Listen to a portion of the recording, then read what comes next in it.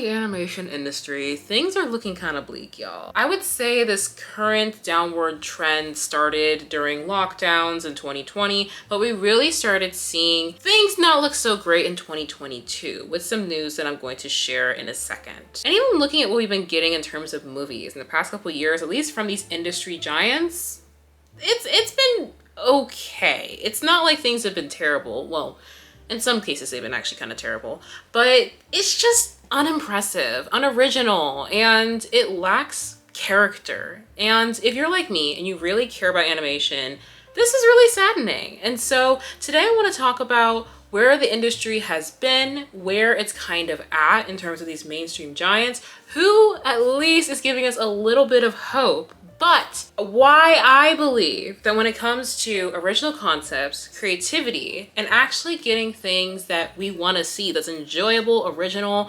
and is a good freaking story, we need to look towards indie studios because they are the ones who I am seeing getting it right. Because for some reason, these writers' rooms, these execs can't seem to understand what the people actually want. But before we jump into the video, hi, my name is Liz and welcome to my channel. I talk about all things nerdy, from movies, anime, animation, TV shows, gaming. Nothing is safe from me. If you want to enjoy this video today, consider subscribing to my channel. I'm currently on a journey to get to 1,000 subscribers. And also as a note, I'm actually redoing this intro because the audio was kind of scuffed throughout the intro and because the entire ending, audio of my video just got cut out. So I decided to just redo it. So you're gonna see me jump into me in the past. I was using OBS for the first time, so apologies on any audio weirdness or weird cropping. I'm trying, y'all. I'm trying. But without further ado, let's jump into the video. Let's talk about what really started this conversation. A lot of people were talking about this news that came out of Warner Brothers, which was that they were doing massive layoffs for Cartoon Network employees. There was this huge scare, as this article was dated back in 2022, that basically Cartoon Network was going to go away. Cartoon Network is going to go bye-bye, and we were no longer going to have this amazing studio that has brought us many amazing works, including Steven Universe and Craig of the Creek. But they did confirm following this that it was not going to be a destruction of Cartoon Network, but rather a restructuring, which is still pretty bleak, and people have still been kind of on the edge of their seats waiting to see over the next couple of years what Cartoon Network is going to look like. But unfortunately, when it comes to layoffs, Cartoon Network is not the only company that's been hit. Also, Dreamworks has announced in recent days, literally 2 days ago from when I just am filming this video of this month, they have announced that they are going to be cutting a lot of their staff in the upcoming months. They have confirmed that this is not going to be them laying people off, as it says here. In reality, what they're doing is they are not renewing contracts of a lot of their animation employees. But still, it's a pretty significant number, as you can see. This is a lot. This is a massive hit for such a big giant of a company. 40 to 50% is insane. And of course, as I hinted at earlier, one of the major reasons for this are shutdowns.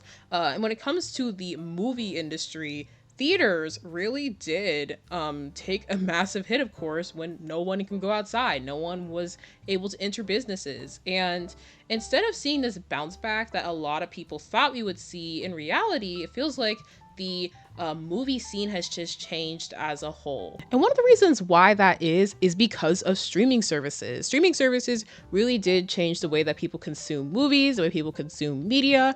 And I think that movie theaters really took a hit because who wants to go out and pay $20 in some cities for a movie ticket when in reality you can just sit at home and wait until it enters into a streaming service 3 or 4 months later. But of course, this isn't me saying that animation is just doing much better on streaming services. If that were the case, then I don't think Cartoon Network would be seeing the restructuring that it is seeing because those shows are aired on Max. In reality, when it comes to certain companies, they're all kind of taking a different approach in what they're valuing in terms of entertainment and what they're seemingly devaluing. And I'm going to go through a couple of studios to kind of highlight how again, this is a really bleak future when it comes to animation and what these mainstream studios are looking at when it comes to funding animation in the future, or how they are approaching making animation in the future. So first thing I want to look at is Illumination. This is an article that is in conversation with the Illumination CEO, basically addressing what I was mentioning before with the box office taking a hit during shutdown. Audience behavior has become a lot more different in recent years because of this, and I think that when it comes to studios like Illumination, whose target audience is young children and families, in my opinion, I think that a lot of families would again prefer to just stay home and just put on something on a streaming service. Why would they pay, I don't know, again, upward of $60 to go to the movie theaters with their kids in this economy? It's very expensive. So how's Illumination tackling this change in audience behavior? How are they addressing people's lack of enthusiasm to go back into the theaters?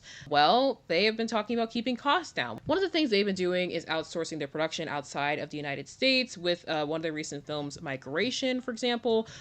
This was made in France, or mostly in France, and therefore they've been able to pay their animators less. I guess French animators aren't paid as much as American animators, so I don't know if that feels right, but okay. And even when it comes to Illumination's patterns, like look at the type of movies that they're coming out with. It's mostly Despicable Me, but also, what else are we noticing? Secret Life of Pets, Sing 2, Minions Rise of Gru, Secret Life of Pets 2. They're really playing this balancing act of doing original content, but then also doing a lot of sequels for their original content. They find something that ends up working and then they just do it again because audiences already like it. They know audiences like it. And so it's kind of a, I guess, guarantee in their books that they're at least going to have some people coming out and actually going into the theaters to watch their movies. And they're not the only ones doing this. Something that I've noticed for a lot of studios is that they're doing this back and forth pattern when it comes to their animated movies. On one hand, they'll have an animated movie that's completely original, a new concept audiences have never heard of. But then on the flip side, they'll have a movie that is just a sequel, a third movie in a franchise, usually either in the same year or going alternating years where one will be an original movie and one will be a sequel the following year. One of the studios that's doing this is Disney. Disney just recently came out with Wish, and this was an original concept. If y'all have been on my page, you know my opinions on Wish. Unfortunately, a little bit disappointing, but this is an example of one of their original films that they come out with. Versus this year, we have Moana 2 coming out, and Moana 2, of course, kind of follows along with this sequel. And then you've seen this again in previous years as well, where you've had like Frozen 2, and then you have Encanto. And so again, like this back and forth between what's original and what is a sequel or part of an already existing IP or franchise. And of course with Disney, this can also be coupled with their live action adaptations of their animated projects. So again, this is kind of Disney's MO right now and what they're trying to do, really banking on their existing properties they already have, and then maybe seeing if something original will end up sticking. In the cases like Encanto, of course it does. In the cases like Wish, not so much. Dreamworks is doing the same thing. Last year we had this movie come out, which is Ruby Gillman, Teenage Kraken. Unfortunately, this movie didn't do very well in theaters. I don't really think it had anything to do with how bad it was. I ended up watching it on a plane. I thought it was a pretty solid movie. Nothing like super crazy or special. And unfortunately, they spoiled so much in the trailer. I feel like them spoiling so much really did bring down a lot of the magic of the film. But overall, not a terrible film. It was an original concept. But they also made this movie, Trolls Band Together. This came out, did very, very well in theaters. But do you see what I mean by like them doing both in the same year? Kind of banking on one that will probably guarantee do well and having this other one a little bit more of an experiment, probably has a little bit lower of a budget because they're not really sure how it's going to perform. And this year we have that as well. We just had Kung Fu Panda 4 come out into theaters. It did okay, I've heard mixed reviews, heard it's all right. But then later in the year we have The Wild Robot coming out. Literally looks amazing, stunning. But as you see again, they're doing this balancing act of having an original movie on top of a sequel, threequel, whatever, to a currently existing popular franchise so that they basically slightly guarantee that audiences will be back into theaters. But I honestly find this to be really disappointing. Because of this trend, I feel like we're seeing a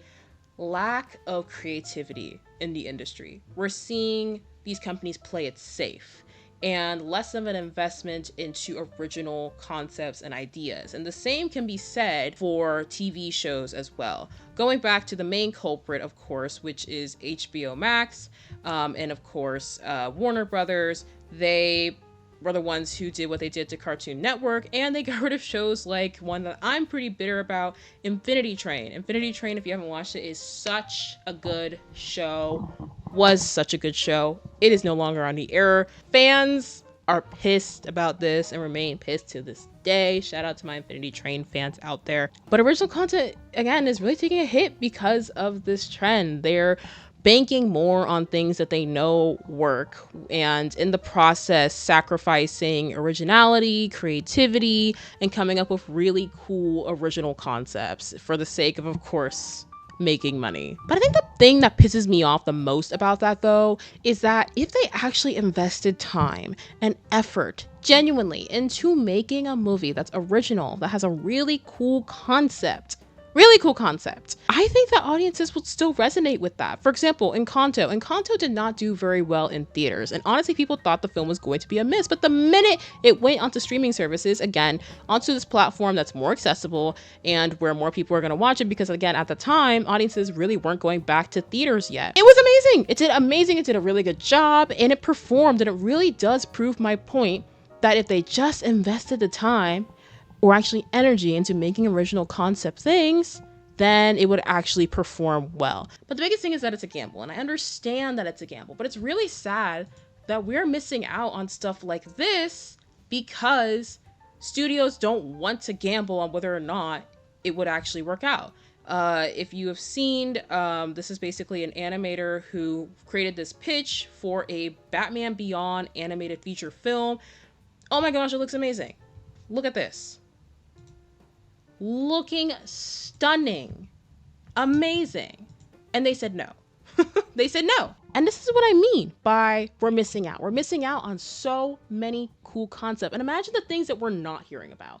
Oh my gosh, the thing that people don't understand when it comes to Hollywood and pitching and stuff like that is that they hear hundreds of pitches. These producers, these studios, the people around the round table, if you want to call it that, they hear so many pitches, but they are actively choosing to ignore things like this. And I really do wish that more animators would come out with their pitches publicly so we can actually see what we're missing out on. Because the fact that we're missing out on this really cool concept is so disappointing and sad. But I don't want to say that every studio and every mainstream big player is getting it wrong. Netflix is honestly slaying, eating, ruling the game when it comes to animated content, and I really want to make a video on this separately, but I've yet to watch Nimona, and I also have yet to, don't crucify me, I have not watched Arcane yet. I know it's bad, but I want to watch both of those, the show and the movie respectively, before I make this video. But Netflix has been doing really well when it comes to animated content. They, I think, are the one like mainstream body that I am still banking on when it comes to making really cool original, or like when I say original, I mean like also adapted, and it's like, you know, it could be comics, things that are adapted, like Nimona, it's adapted from a web novel. They get it. I feel like Netflix gets it. They're always experimenting with styles, different movie types, and the craziest part is that Disney literally shut down Nimona's production, which honestly, low-key, thank God, because I don't think that they would have done it as well as Netflix. Like I said, I haven't seen it, but I've heard so many good things. I've seen clips. It just looks really cool. But Netflix can't be the only ones. And I think the only way that we as audiences are really going to show these studios that we really care about original concepts that are really good and have a good story, good characters, amazing potential, is supporting efforts that are done by indie filmmakers and studios and even independent filmmakers. Because some of these projects are literally made by one person, one or two people. And there have been successful shows and movie concepts that have been pitched, and successful web series that exist to this day that really do prove this point that I think that indie is the future. Indie is the future of the animation industry, and we as consumers who really do care about this stuff need to start supporting more indie filmmakers and indie studios. So I'm going to go over a few. Well, first let's go over some ones that already exist. Bee and Puppy Cat is an old series and it has a massive fan following. Again, this was adapted by Netflix after it was a web series that of course had its long run, which again I think kind of shows that Netflix really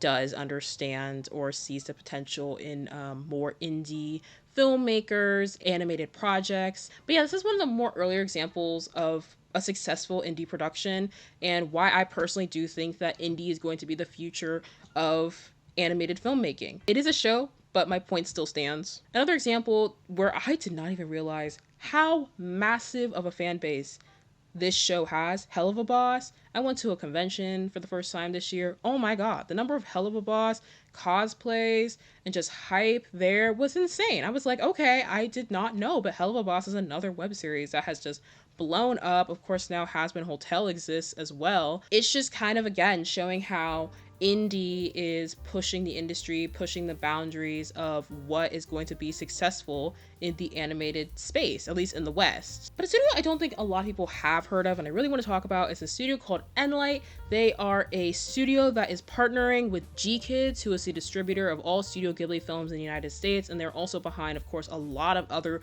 really, really good animated films, most of whom are not American, but this is a really cool project that's coming out from them. They're kind of pioneering this genre called Af-anime, which basically combines like anime aesthetics and African folklore in order to make really cool original animated concepts. And their first film that, again, they're partnering with G-Kids to make is called Mfinda, based off of Congolese folklore. Looks amazing, looks solid. I will be personally following this, especially since like they're partnering with G-Kids, and I feel like if G-Kids is banking on something, it must be good.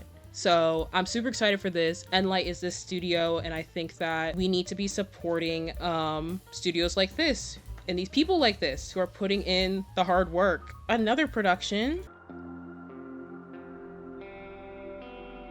How do you know you can do this? So this is another indie studio. They're called Orange Blossom Studios. They are making this show called Wheels and Roses, as you can see behind the words, like really cool art style. It's given Cartoon Network, and a lot of their staff has worked on Cartoon Network and has also worked on various other things like anime. And they're making this, or they're pitching this web series. Right now it's just a concept. They did have a Kickstarter, which I personally did contribute to, and I talked about a lot so they could help reach their goal. A lot of other people were really batting for this series, and I will continue to bat for this series.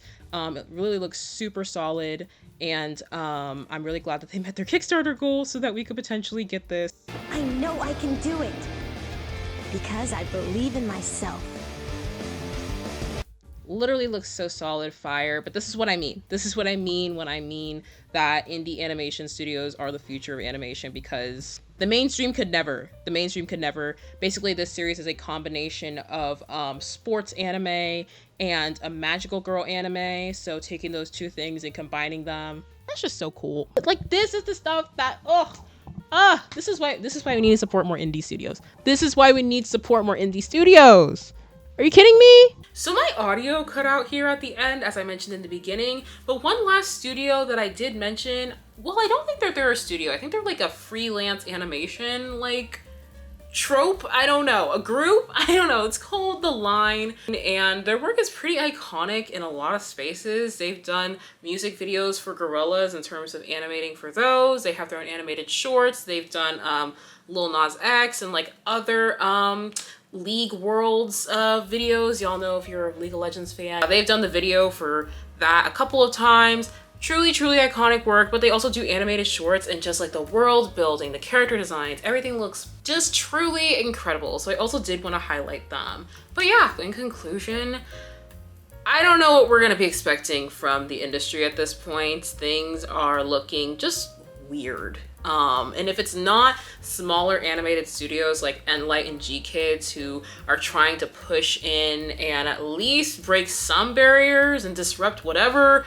sequel and remake nonsense hell we're stuck in right now, hopefully we will see more people starting to at least support indie animated studios so we can get some really cool, really nice concepts that get more attention, and hopefully studios can start to understand, maybe all those random pitches that we rejected a while ago that we thought would be stupid and no one would like, I don't know, maybe we were the ones in the wrong. Because yes, y'all are the ones who are in the wrong. But yes, thank you so much for watching my video. I hope y'all enjoyed. If you really did enjoy that content and you want to see more from me, consider subscribing and also leave a like and a comment because that really, really helps the algorithm, especially a tiny creator like me who's just trying to grow and make it out here. I will see y'all in the next video. Goodbye, y'all.